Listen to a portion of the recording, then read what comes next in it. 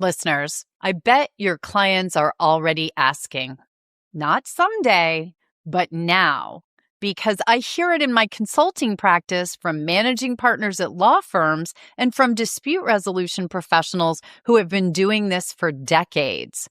And the question lands differently depending on who is asking it, but it is the same question. We use AI, our clients know we use AI, and now they want to know why that isn't showing up in what we charge them. What do you tell them? This is not a hypothetical. This is a conversation happening in firms and in practices right now, and most of the people having it do not have a good answer yet because the billable hour was never designed for a world where AI does in 20 minutes what it used to take a full day to do. The math does not math, as they say. And underneath, the pricing problem is an actual harder one. If you used a tool that cut your time in half and billed as though you did not, there's a serious argument being made by serious people in this profession that you have an ethics problem on your hands, not just a client relations one.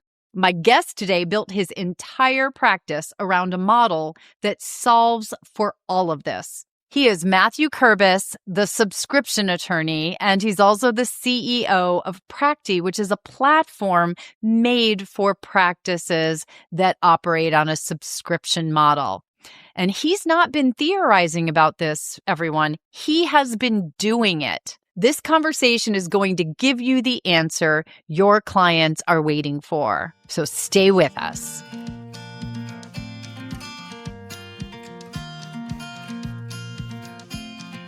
Welcome to the Practice Playbook Podcast, your go-to resource for legal professionals, mediators, and entrepreneurial experts building modern, profitable, and purpose-driven businesses.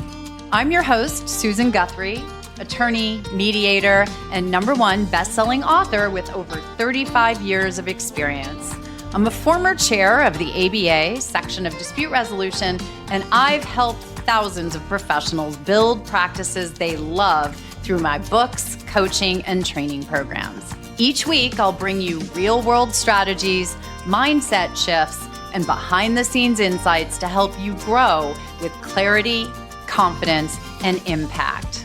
Let's dive in.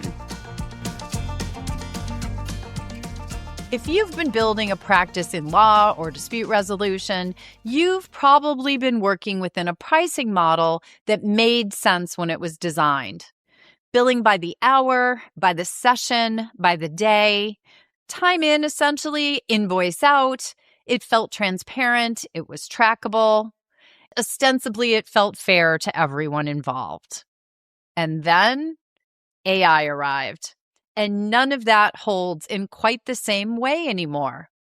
My guest today did not wait for the profession to figure this out.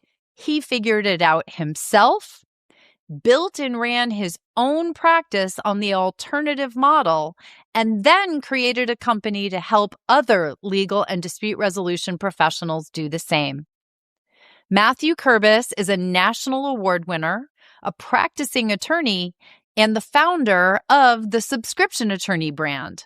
He's the CEO of Practi, the platform built specifically to support subscription-based legal and professional services practices. He also posts in his spare time 2 podcasts of his own, Law Subscribed and Legal AI Live. And he teaches this material through highly rated CLE programs nationwide. What I find most valuable about Mathew is that he is not someone who studied this from the outside. He runs a subscription practice. He knows what the pricing conversations feel like, what scope management looks like day to day, and what it takes to make clients genuinely prefer this model over being billed by the clock. Today, we're going to get into all of it, the ethics questions your clients are already raising, the pricing mechanics, the transition strategy, and what the next 5 years look like for practices that do not adapt. I can't wait for you to hear from Mathew.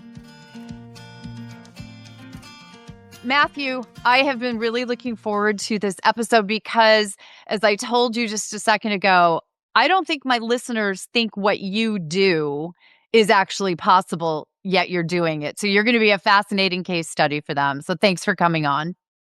Yeah. I'm happy to be here and happy to be studied. Well, we're gonna do a deep dive on you, but then also what you've built because you are the subscription attorney, right? That is your moniker. You are successfully running a subscription law firm. And, I was telling you just a moment ago as well that last night I was sitting and talking with in house counsel from companies all around the country, literally the world, as a matter of fact.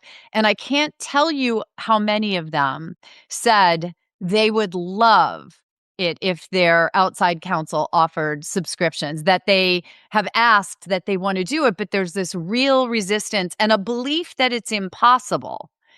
Yeah, I hear it sounds great, yeah, but all the time. So there's this belief that it's not possible, yet you're doing it. So let's take a dive in from your origin story. Like, how did you get started in the subscription space? So depending on how far back you want to go, there was this thing called the Big Bang, okay? And then the Big Bang happens and the whole universe comes into existence and the Okay, we atoms can that make jump up my forward a body, little bit. Yeah. right? Right? The atoms that make up my body and yours and everyone watching, it all started back then. But yeah, skipping ahead a few, I don't know, eons, Millennia, eons, millennia, yeah. eons, right? Billions and billions of years. I ended up working at a billable hour firm. Even before that, my first job out of law school was doing foreclosure defense work. So we were keeping a roof over people's heads when the banks were foreclosing on them. While they much rather would have paid their mortgage, they just couldn't afford it. All the subprime mortgage crisis issues and Yeah, I zero money suspect down this on was 2008, 2009. giant mansions. So it was not, it was, think about how, like the courts, it took a long time to get through the courts. And it was actually True. in 2014 is when I started working in that Okay. space because that's when I came out of law school. But I would later rediscover and realize that the way my boss charged, because I just worked for a solo who hired his first two lawyers, me and somebody else, the way he charged our clients was, hey, as long as I could keep you in your home and keep this case going within the rules of civil procedure, basically, because you didn't pay your mortgage, right? You could Right. pay me X amount a month, $500 a month. And that's what you pay me as long as I could keep this case going within the rules that allow me to do that. And that was the subscription model in litigation of all things, which was my first introduction to it. But I didn't realize it at the time. So it took billing by the hour for years. And even just the first couple of years into that, I was like, gosh, this is no way to live. Like tracking your life in 6 minute increments. The clients don't like it. I don't like it. I have to spend all this non-billable time putting in my time and billing and having conversations with clients about the bills. And it's like, oh my gosh, what are we doing? What if we could just agree upon a price? And so that led me down a lot of research paths where I came to, from a lot of different angles, I realized the subscription model solves that problem, solves the underscoping, overscoping problem of flat fees. And it also could help lawyers make more money and help more people get access to legal services. So it's kind of like the silver bullet that solves a lot of problems that ail the legal industry. Yeah, so many people think that that billable hour has been in place and is the norm because it's a good thing or because it's what works. But in fact, in so many ways, as you just pointed out, it really doesn't work. It really doesn't work for the clients. We know that, right? It builds sort of a lack of trust as opposed to trust. They're like, did you really spend 6 hours drafting that and doing research? But on the flip side, it's important that you point out because I know this pain point. I did it for so many years, keeping track of the time that we spend on everything. It's twofold. One, it was sucking up non-billable time, right, to keep track of it. It was taking time to pull it all together. But I also do wonder, because I started this 30 plus years ago, having to track the time before we had all the automated time tracking. I wonder how Right. much time got lost and didn't get paid for because I didn't mark it down or do it properly. With this AI world that we're living in now, AI could solve a lot of that problem. Those problems actually, and I think that's a good thing in the short term because you're capturing all this time that wasn't billed before. You're automating it so it doesn't have to be non-billable time you're spending on it. But as you start to use and acquire other AI tools, and as your clients start to demand that you use these tools, and if you're in the bigger firms, which I'm not, and that's not my market, but maybe there's some big law lawyers watching that want to start their own firms, Susan. Yep. Um, Yes. you know, your firm is announcing to the whole world, look at all this amazing AI and tech we're using. That saves us time. And then the clients are like, where's the savings in the bill? As this happens, even though AI could help capture some of that missed billable time and with these automations and stuff, the time it takes to do things just takes less and less and less and less time. And we're able to do things synchronously. Like if I go to court for one matter or two matters or three matters, I can't bill them equally for all the time that I'm in court. But lawyers do stuff like that, right? You're double billing for time that you're going somewhere and doing that. With the AI agentic world that we're in, I could have multiple agents running and different AI tools doing things on multiple clients for work at the same time. I can't bill synchronously for that. So like it just stops to make logical and frankly, legal, ethical, like rules of professional conduct, ethical sense to bill by the hour in this AI powered world. Okay, but now you're blowing minds out there, right? The people who are listening are hearing you saying it actually makes sense from an ethical perspective to be billing in flat fees or in subscription sense. And that is something that I find as we talk to colleagues is so far out of the norm for them that they really can't wrap their heads around it. So can you break it down even, as we like to say to our friend Claude or ChatGPT, explain it like you would to a 10-year-old? If the technology exists to do work faster and better, and we choose not to use it, and we bill by the hour, most lawyers, and this is just for educational purposes only, are probably in violation of the rules of professional conduct. Like it's like, Maybe. yeah, yeah. Like it's just because, and I've been on a panel, like a legal ethics panel with actual like lawyers that's what they do. And when this came up in like live during the presentation, this is an in-person one of the other lawyers said, if like, who's actually like, she represents attorneys as their legal ethics attorney. She said, if you can use the technology to save time and you don't, and you bill for that time, that's a no-no. And I said, in my part of the presentation, hey, by the way, let me show you how to use all these tools to make 10-hour tasks take 10 minutes. Now you know how to use these tools to do that. And if you don't, and you bill by the hour, I'm sorry, but you're probably in violation based on what she just said. So the technology is definitely there.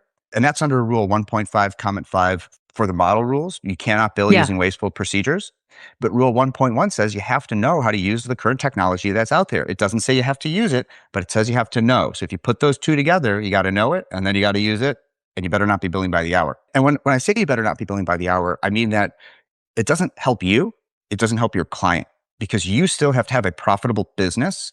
And if you're billing by the hour at $500 an hour, but 10-hour tasks now take 10 minutes, what used to make you $5,000 is making you 100 or like $100. You can't survive on your business to charge that little. It's worth probably close to $5,000 or more if it's faster for your clients, because almost getting the product faster is almost always more valuable. So you Yeah. might even be able to charge a premium because it has nothing to do with how long did it take. It's did the work get done? And I mean, you're in the flat fee world more than subscription, so you know this probably better than me. But sometimes if you offer to a client, I will put everything on the shelf and I will prioritize this one thing you need me to do because you need it done tomorrow, but I'm going to have to charge you a super premium. Are you willing to pay it? And sometimes they will say yes because they're willing to pay more money to get work done that's important faster. Absolutely. It becomes all about the deliverable as opposed to about how long it took to create the deliverable. Right. If you think about legal practice, it should always be about the deliverable and really never. The amount of time it can take someone to create that deliverable really doesn't have much to do at all with what's being delivered. I mean, there's a minor probable component there. Well, and in fact, you and I recently did a in-person program here in Chicago on the AI-driven death of the billable hour with Joey Gartner from the ABA, who was just on the podcast from the ABA Center for Innovation. And one of the things that you showed the audience is you had your computer there and you had it tuned up, and it was actually doing work for you on a deliverable for a client in the background while we were out facing and discussing and doing the program for the clients. I want my audience to think about that for a moment because you were creating a deliverable. You had done the work in the AI to get the deliverable done, and you were then going to do what every good practitioner and responsible and ethical practitioner does and review the deliverable and make sure that it meets the needs of your client and is legally appropriate. But you were also doing something else, right? And delivering value elsewhere and furthering your practice. There's an incredible opportunity there when attorneys start to understand or other practitioners start to understand that. Yeah, because I think if you're billing by the hour, and again, just my opinion, not ethics advice, is if I'm instructing an AI agent, a piece of technology, to go and do work with a specific set of instructions, and it goes off and does that, and while it's doing that, because that will take time, I'm teaching a CLE with my new bestie Susan. I can't bill for me teaching a CLE. That's what I'm actually doing. And I'm not giving it to an associate who's a human who might bill for time because it's going to take them way longer than the AI is going to take to do the thing. But reviewing work product just doesn't take as long as doing the work product from scratch. And if you provide really high quality instructions, whether that's to an HI, a human intelligent associate, or an AI associate, right? They're going to do a better job with the better Right. instructions and the more context that you give it. And so it does take a little bit of time to critically think about, okay, what information do I need to give to this tool or set of tools? By the way, it should be a set. You cannot just remodel a bathroom with only a power drill. You need a lot of tools to do that. Large language model based AI are the power tools of language based professions like law. And so I use a multiple tool orchestration as a non technical person. My background's in philosophy and law. Okay. There's a combo. Right. But philosophy and law let you do what really well? Think critically. Ask Critically. good questions. That's all you need to do. And the interface is the English language. So that's all you need to do to get these tools to do what you need them to do. And then what you do is if you're smart about it, because now it's not about how long it takes, it's about the work product getting done. And can I speed up that process? Because when you're not billing by the hour, the less time it takes, the more money you make. Now I could say, okay, how do I take a standard operating procedure or a playbook or whatever you want to call, whatever nomenclature you want to use, and how do I save it in an easy to access place, whether that's text expander in Google Docs or Word Docs or Notebook LM or even Whisper Flow, which you could hold down a couple buttons and speak it, and it says the whole prompt or SOP or playbook that you want every time without you having to type it out or copy and paste every time. Every single time, right? You learn to discover these efficiencies, and then you just give it the complicated set of instructions that you have vetted and curated. This is almost like the modern version of using templates, Susan, right? So like when you're doing Mm-hmm. flat fees or subscription, it's like, well, I'm going to start with the template. But instead of just using like control, find all, replace all in the template, I could use a tool like, Gavel has been on my show, Law Subscribe. Dorna Moyney's great, right? But there's a lot of these automation tools out there now that are largely AI powered. And the client fills out information and it runs the automation.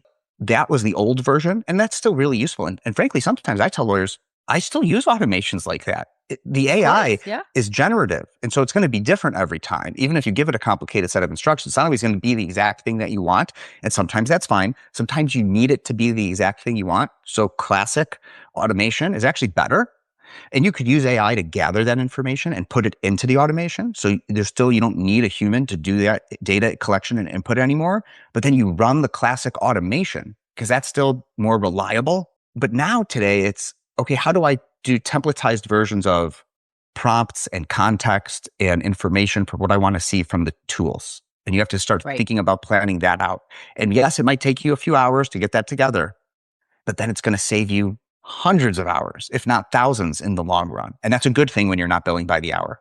It gives you, I mean, it's an entirely new business model. And I think it's important people recognize what you're saying here is you have to build some new muscle in the area of prompting in the area of which tool to use, which tool stack to use, which format, which template, all of these things. That's a new skill set you are all going to have to build and learn, or learn and build over time.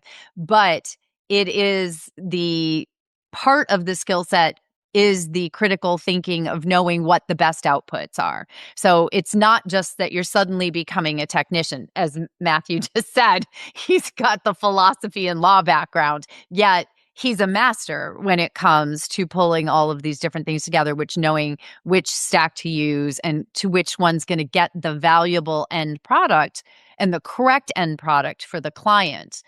Now, that has a lot to do with why you've been able to make a subscription law firm really work for you. And so, if you wouldn't mind explaining without giving away all your secret sauce, but how it actually works in your world, like what does a day look like, or what does a subscription for a client look like, and the services that you're providing for them?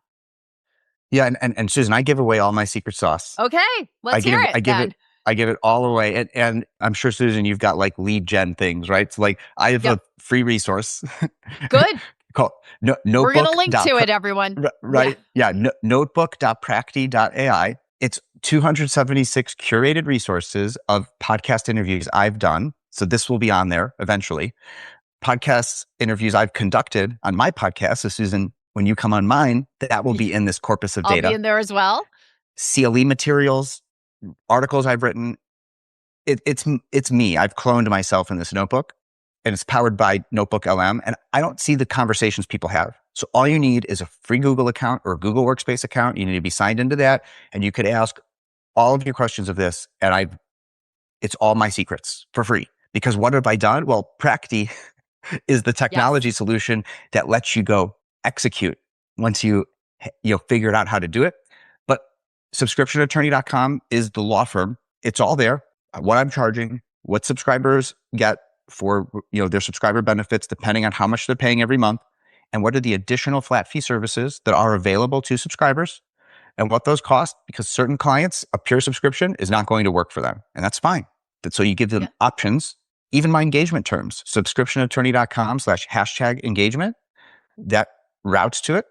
I give away my engagement terms, all my information for free, because it's also good to be transparent with your clients about all of that too. Who would have thought? How many attorneys out there listening right now, or mediators, or where they still don't put their fees, even for like a half day or a full day mediation or something like that, they won't put that on their website. So if you're watching this at the time that this publishes, I'm about to give you a major tip that's going to super help people discover your business, whether you're a mediator, law firm, whatever, through AI.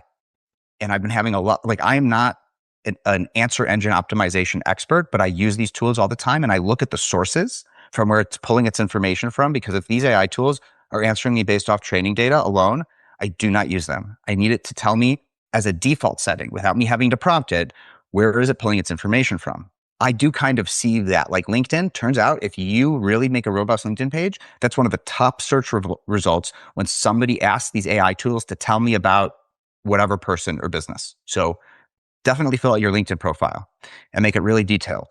But the other thing that it does, and if you just think about this, and if you're not using AI, I'm about to tell you how a lot of people use AI. If you put your pricing on your website, AI is more likely to suggest you and I've learned that from conversations I'm having with legal marketing experts who are actually looking into all the data and trying to figure this out. And I've listed my pricing on my website since March of 2022 when I launched my law firm. I've been practicing for over a decade, but that's when I launched my firm. So what I suggest is, if you want AI to tell people about your Go to business, them. Yeah. like, you got to put some pricing on your website, because this is how it works. It goes, okay, I need help finding a mediator, or I need help with this, understanding this legal situation or legal contract or complaint or whatever. And then the AI will, tell them, explain it like they're in 10th grade, right? And then it will Yep. say, hey, you should probably hire a lawyer. And so naturally the person says, okay, Okay. who should I hire? Yeah. That's why I should hire. How much is it going to cost? And if the AI can't reliably give an answer, you're not going to end up being suggested. And so it helps you to list pricing on your site. And by the way, That's what we help with at Practi. And I didn't even know that when I launched the company, Susan. Okay, this was a recent discovery. It was like a light bulb going off recently. I have to tell you, I heard you say that in the program that we were talking about, and it came up in the program I was doing out at Yosemite. And somebody asked, should I put my prices on my website? I'm like, as a matter of fact, Mathew Kerbis just said in a program I did that this will help you get found by artificial intelligence and be suggested. And it makes Yeah. perfect sense if you're thinking about it. Like now that you've said it, it makes perfect sense because you're right. Those are the three questions. Here's my problem. Oh, I should get a lawyer. Who should I hire? And how much is it going to cost me? Is the conversation flow for 95% of people who are looking for legal support online? Yeah, they're not looking for a lawyer near me because, by the way, it's not a Google search, it's a conversation. Okay. And Yes. Google search is changing to a conversation too, by the way. So even though most of web traffic still goes through Google search, Google is changing the way that you talk to Google, and they're rolling this out little by little, and you can't opt into it. But even now in a Google search, you could just start having an AI like conversation right there. So people are going to start asking this question right inside of Google too.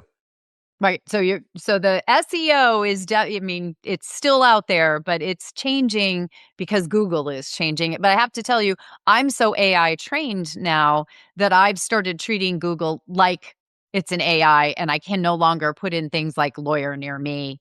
I start talking to it because I've been trained now the other Right. way, but which Right. is good in my personal opinion. So let's go back to what your firm actually looks like, because and I'm Yeah. going to Yeah. encourage everyone who's listening who's even the slightest bit curious or not, just go look at subscriptionattorney.com to see what's there. Go there and you're going to see on the hero section, as you land on the website, the pricing is right there at the very top, right? It's one of the first things that you see.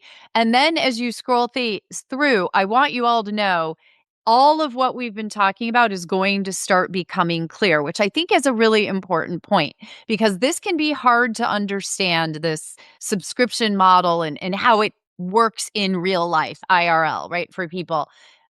But what Matthew's done very well on the website is taken this somewhat complex or new idea for people, and it's laid out so well on the website that I swear as you scroll through that first page, you're actually going to feel the light bulbs going off in explaining it. But to the best of your ability here, explain sort of how I know there's a subscription, like basic subscription, and then there's the add-ons. Walk us through what that looks like for a general client, a business client. So the way that it works is, and what I suggest for everybody, because I've actually made some minor tweaks to my website recently, because inside of Comet browser, Comet like a meteor, right? Comet, it's a Perplexity's agentic browser. I was on my firm website and I opened up the AI assistant and I said, hey, is there anything not clear, or are there any mistakes on this website that I could help, like that you could help me fix up? And it found like I had the in a like spelled out twice in a row in like one sentence, and that's been there probably since 2022 in like my FAQs, right? But it Yeah. like went from one line to the next, so you might have missed it. It found inconsistencies from when I changed my pricing from $19.99 a month to just $20 a month, because it's hard in like marketing copy to be like, oh yeah, it's only $20 a month versus it's only $19.99 a month. It's like it's 1,000. It's like it's $2,000. No, no, no. It's $20. Um, 20. right. So like a 1999 was still like somewhere in like an FAQ, or like even in my engagement terms or something. So like it found stuff like that. It tightened up some of the copy on there to make it a little bit more succinct so it's easier to read. But like the overall workflow, like the flow of the website, it's been like that for a little over a year, because I always try to iterate. But now with like AI, you could point it at the website, at your own website, and ask these questions and improve it, right? And if you, like me, could just go in and edit your own site, not everybody could do that, but you could then get those feedback tips and give it to your web person who's doing your website. You could do that. So I just had to give that tip because I did that very recently, actually, Susan, like only a few weeks ago. No, well, it looks great because I was just in there this morning. Thank you. So at $20 a month, which is the entry level pricing, they get a custom scheduling link. And that scheduling link is powered by Calendly, which is the first software I sign up for after Google Workspace when I start a new business, right? Because it's like so good. It's feature rich. It integrates with Changed my everything. life. I I love mean, you, like, and we're trying to, Calendly. like I've actually met the CEO of Calendly, Tope, and he scheduled a 60-minute call with me using my Calendly link. The CEO of Calendly used my Calendly link. It's so crazy. I love it. And I follow, like, I'm really inspired by what Calendly's done with like a feature-rich vertical product that just does one thing really well. That's what we're trying to build with Practi, right? But with Calendly, you could, even when you're not billing by the hour, you want to protect your time. And so you could build up barriers around when people could schedule calls with you. You could do buffer times. You could do only so many kinds of calls a day. And I think I've got like over 100 different links inside of Calendly because each client gets a custom link. And even at $20 a month, and they could schedule 15-minute calls with me in my afternoons. And that's it. They'd also get access to flat fee pricing. And for bespoke projects, it's $50 a page. So they know what it's going to cost. And usually we know the pages. And even if it goes over or under a page, then we'll adjust the price. But they know what a page is. They don't know why that took you 2 hours when they think ChatGPT did it in 2 seconds. But They know what a page is. And you got to play with your pricing on per page pricing because different markets will bear different price amounts. When I launched my firm in March of 22, it was $100 a page. Nobody bought it. Now people pay $50 a page without thinking about it because they know, that 5-page contract's $250. Okay. And no matter how many times we need to look at it. And then for other things, because I'm a transactional attorney, a real estate contract, residential or commercial, premarital agreements, which is what we call prenups in Illinois, like whatever kind of other transactions, certain estate planning, simple estate planning, not, complicated stuff. I don't charge per page because it would actually be too expensive. But I've automated most of those processes. And so there's flat fees on there that they get access to if they are a personal subscriber at the $20 a month or $100 a month. And what I like about Practi is, and I didn't used to be able to do this, but like inside of this platform that I co-founded, you could say, okay, the prenups are only available to the $20 a month or $100 a month subscribers. Why would a business client need to see and have access to purchase a prenup, right? But on my website, you'll see that I separate out personal Different additional services at fixed fees and business additional services at fixed fees for those existing subscribers. But it's all laid out there. It's very straightforward. And here's the thing: when somebody unsubscribes, I turn off their Calendly link so they can't use it again. Right. And then when they resubscribe, because they do, I call them boomerang clients. Like, okay? I need Mathew back. I turn that Calendly link back on, and we're working on the automations inside of Practi to like do that for you. That's not live today, but we're working on that. But even then, it's just like you sign into your Calendly account, you make it go from hide to show, and like boom, voila. It's like very simple. And then if they want to subscribe at a higher level, because like at a certain point, okay, I let businesses do that as well, $20 a month, $50 a page. It's like, well, this work is going to be $1,000 per page.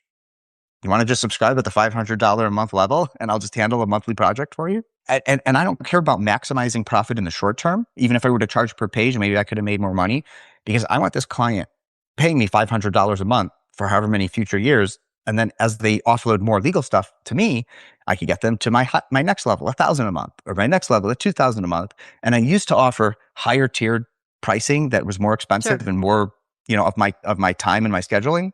But those clients really needed a full-time in-house attorney, and that's not what I am. Right. So they went and found, but you do have tiers. I want people to understand that, right? Like I know the minute you said $20 a month, there were people out there thinking, well, $20 a month is not going to pay my bills. I'm not. And it's what I want them to understand is really that's just the level buy-in that gets them access to you, but then it's the flat fee sort of a la carte services or the higher tiers that then start to build up. Right. And really think of it like Costco or like another membership, like the gym. You cannot go work out at the gym or go buy at Costco unless you're a member. Now, there are some like day passes at gyms, right? So Costco is like a better example. But I let people unsubscribe, like they can subscribe to $20 a month, pay me $50 a page to analyze a contract for them, and they can unsubscribe, but I'm still their lawyer for the rest of that 30-day period. No problem. And I make it with Practi. It used to be a little bit more difficult and manual work, but now with Practi, they can just unsubscribe and sign back in and resubscribe. And it's really easy. And I don't even have to do anything. I just get an email that says, so-and-so is a subscriber now. And I'm like, oh yeah, they're back. And what's great, this is a new feature we launched in Practi, actually based on some early user feedback. is you can now do custom charges of any amount, even if it's not specifically listed in your subscriptions or your flat fee services menu, where you could go into that client in your, where you manage your clients inside of Practi. There's a button called charge, and you could do any custom charge. Like, let's say, Susan, you and I are like talking like, oh, well, Susan, you're going to pay me this like custom price for this particular service that we talked about. I could go and just ping you with a, hey, approve this $3,000 charge. And that way it doesn't have to show up in your menu pricing that's available for any client to see. Anybody. See, I love it. So you're allowing for your basically curated projects, one-offs for clients, which always remember, you all out there have, I keep looking at my microphone as if I'm talking to people, but my listeners hear me all the time say, we never should be forgetting that we are service providers. And so serving our clients and being responsive to their needs and letting them know that is the number one way that, you keep a subscriber happy. It's how they end up coming back. And as you said, bringing you more and more work, and they bring you more clients. I mean, if you have happy clients, you have a good practice, because Yeah. happy, satisfied clients honestly build upon themselves. So they're the gift that keeps on giving. And a way to make a client really unhappy? They get a legal bill that's more than what they thought they were going to have to pay. And we all know that experience, because it's pretty much every month when you're doing hourly billing, right? Nobody is ever happy. I've never had a client say, oh, can't wait to get my next monthly bill. I know it's going to be less than I thought. That's awesome. Yeah, and I would just let people think about like whatever basic entry level price you want to do. What we have one lawyer on Practi that it's $1 a month. Okay, that's what he decided to do for his firm. You think of it, instead of spending money on marketing, which maybe you should still do, depending on the size of your firm and how competitive that space kind of is. Even like biz dev, spending on biz dev, I think is still important. Be a member of your local chamber of commerce. Do networking. Sure. Like you got to do all that stuff. But I think of the $20 a month as a marketing earn instead of a marketing spend, or even like a revenue source or a loss leader. I don't think of it as any. I think of it as, my clients are paying me $20 a month at a base level, so that when there is a legal problem, who are they going to bring it to? Me. Right. Right. They're paying you for that, right? Yeah. It's actually a brilliant setup. And you could charge more. Like, your entry level price doesn't have to be $20 a month, depending on the nature of your relationship with your clients. But like, if I'm an estate planning attorney and that's all I do, I'd say $150 a month minimum. Right. And like, but like, what does that include? That includes biannual meetings. And when we need to do like a codicil or an amendment to your estate plan, maybe it's a 30% off on the flat fee to do that. And Yeah. like that way, they're going to actually keep coming to you, and you could give them that 30% discount. And maybe 30% is too high, maybe it's too low, because you're getting paid to do amendments and codicils that they never would have found, you never would have known you needed to do. Yeah. Right? And they never would have done, by the way, because it was just complicated to go get someone to do it. Right. And now when other things happen, who do you think they're going to call? And yes, you might only be their estate planning attorney, but maybe you have a relationship with a real estate attorney. Maybe you have a real estate attorney in your firm, or not available today, but we're building for this future. Maybe there's another attorney on Practi in your jurisdiction that you could be like, hey, estate, they're subscribed to me, but they need a real estate attorney, and we could facilitate that referral and the fee because we do the payment processing, right? So just having an ongoing relationship with your clients, that's financial and transactional. Lawyers give away value for free all the time. And they're like, oh, well, then this way they come back and hire me in the future. It's like, well, yeah, but they would pay for value right now. It just has to be reasonable and a known price. And it's actually helping to establish the relationship, Mm-hmm. the trust that you're there when they do need you. It's actually building what you want to build with clients, as opposed to sort of leaving it to top of mind. That $20 a month makes you top of mind anytime that they need their attorney, or whatever that amount is. And I do think it's important that people understand the nuance of something that you're saying here is what your subscription pricing plan and your entry level and what your tiers are. It's going to be different for every practitioner, and it's likely to be something that you need to tweak as you go along. It's not going to be something that's static. Now, before we end up, we've been teasing and dancing around Practi.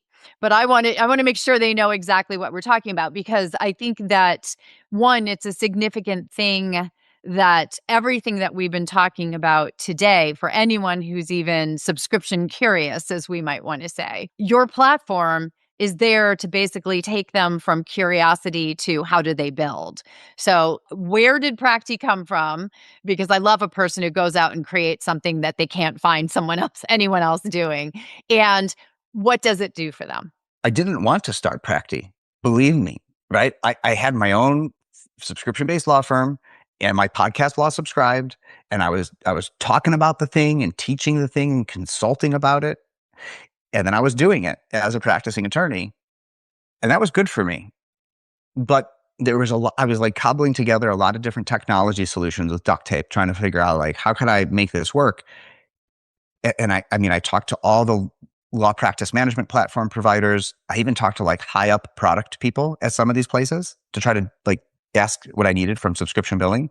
And there were even a couple of like other startups that were helping with the service delivery side of alternative fee-based law firms, but they didn't do the just like the boring automating of pricing and subscription that like I needed to automate for my firm. Cause like service delivery for me was down. Like I figured that part out and I'm able to automate that. I just wanted just like the pricing stuff. And so I knew I wasn't the only one, because here I was like consulting with and interviewing lawyers who were using alternative fees on Law Subscribe. And I'm still doing all that. Eventually I just was like, screw it. I just need to make this company. And I got some other inspiration along the way, but we don't have time to go into all of that.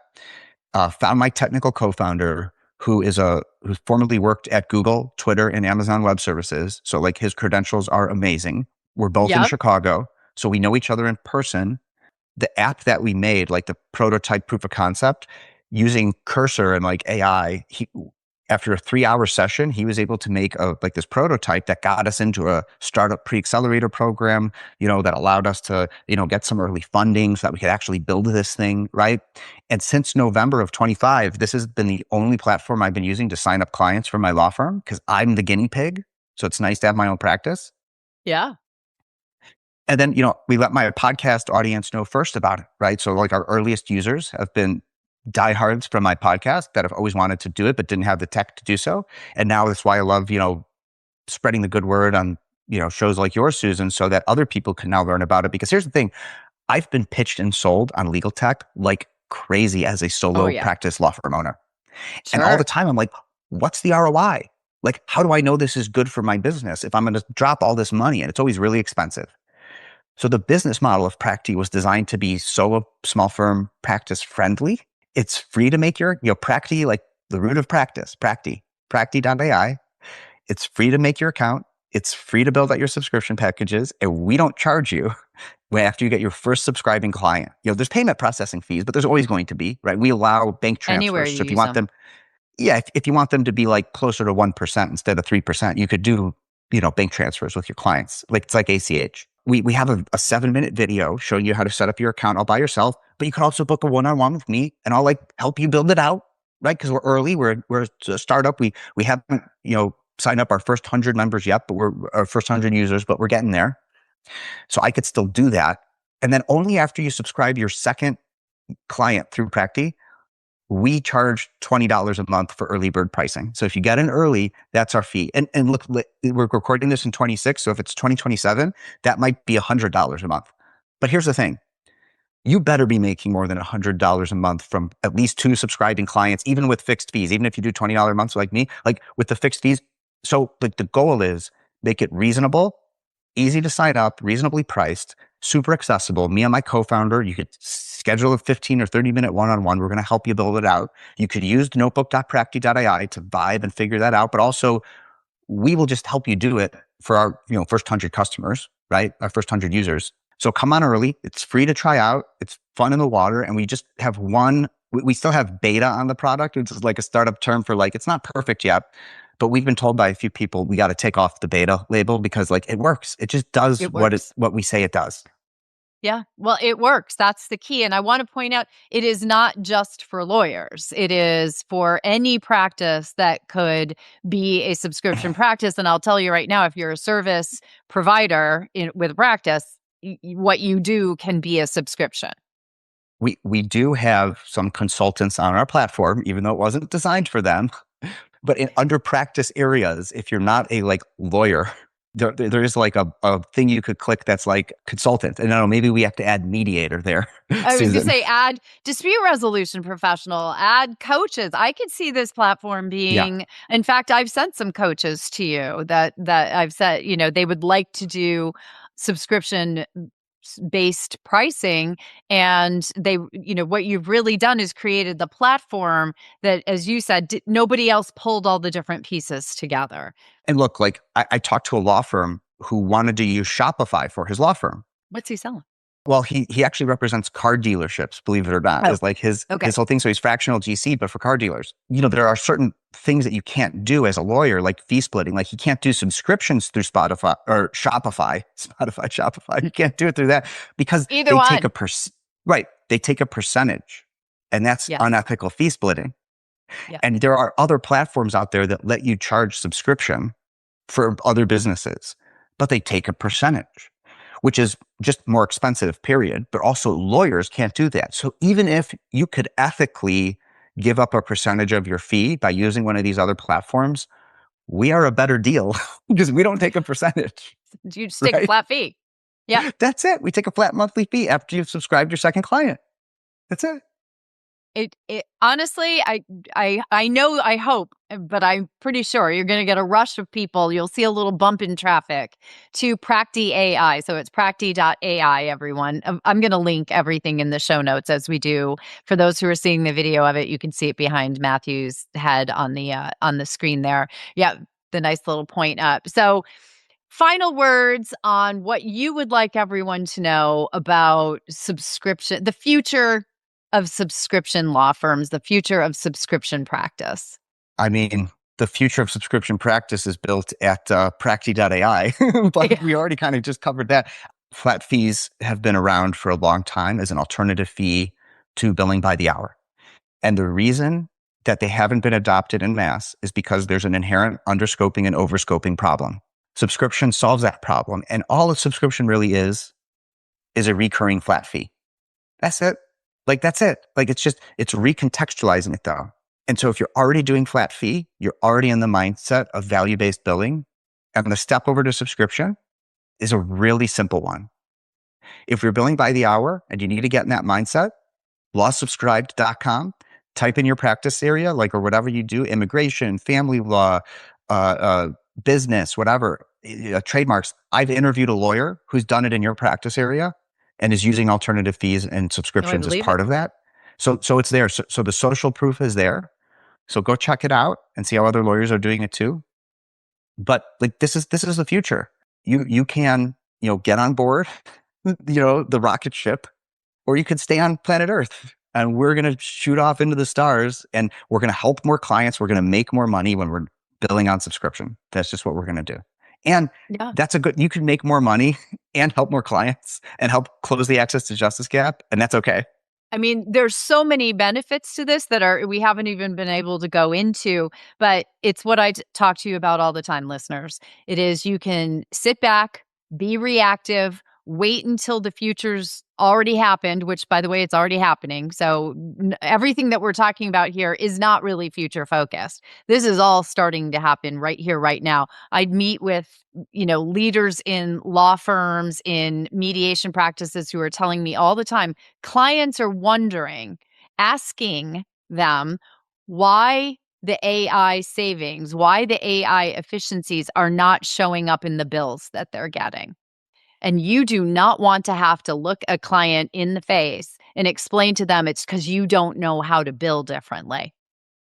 You don't. You don't want to be that attorney or that mediator or that practitioner. So check it out. Go to Matthew's websites. Again, everything will be linked in the show notes. And I'll make sure especially that you can get into the notebook that he has. I'm going to go check that out. It sounds like there's a lot of great information in there. Matthew, thank you so much for joining us. This is going to be one of those episodes. I know people are really going to get a lot from this. So thank you so much for joining me. And thanks so much for having me, Susan. Believe me when I say I could talk to Matthew about this topic all day long. But we had to bring the episode to a close, and I want to give you my golden nuggets from the conversation to wrap up. First, using AI and continuing to bill by the hour without addressing it is not just a business problem.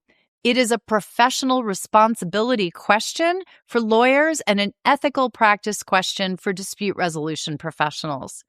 That is not something any of us can defer indefinitely. Second, your clients are not paying for your time. They're paying for your judgment, your access, and your ability to deliver an outcome for them.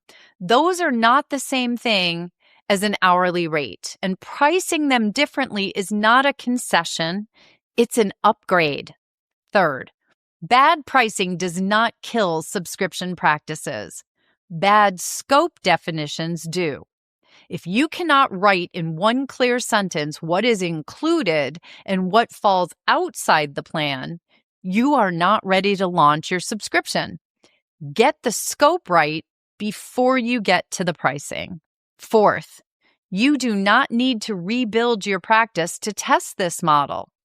2 or 3 clients with predictable recurring needs, an honest offer, a 60-day evaluation, that is how every sustainable shift in a professional practice starts, not with a complete overhaul, but with a pilot. Mathew, this has really been one of those conversations that I know is going to stay with people well after they stop listening. Thank you for bringing your real-world experience to this, not just the theory, but the actual practice of building and running this model. I truly appreciate you enormously. Listeners, you can find Mathew at Practi, Practi.ai, and I want you to spend some time there because Practi is genuinely impressive. He built it specifically for us, for legal and dispute resolution professionals who are ready to move to subscription or flat fee models. And the platform handles everything from tier management to client billing to payment processing in one place. You can also find Mathew at lawsubscribe.com and legalailive.com. You can find him on LinkedIn at Kerbisverse. All of those links are in the show notes. And now I want to share something with you that came directly out of this conversation with Mathew, because he didn't just give me a great episode. Mathew inspired me to do something I've been thinking about for a while. So I am now launching my own subscription offering on Practi. For $25 a month, you get one 15-minute call with me every month dedicated entirely to your practice development, and you get access to a growing menu of subscription-based coaching and consulting services if you want more. I built this because I talk to lawyers and dispute resolution professionals every day who are working hard to build something sustainable and profitable, and I want to make high-quality practice support genuinely accessible. This is my latest effort to do that. You can find all the details at susaneguthrie.com. I'd love to have you there. And as always, you can find show notes, resources, and everything from today's episode, including the free self-assessment we mentioned, at susaneguthrie.com/podcasts. If you're an Accelerator member, your exclusive subscription practice design workbook is waiting for you inside the community.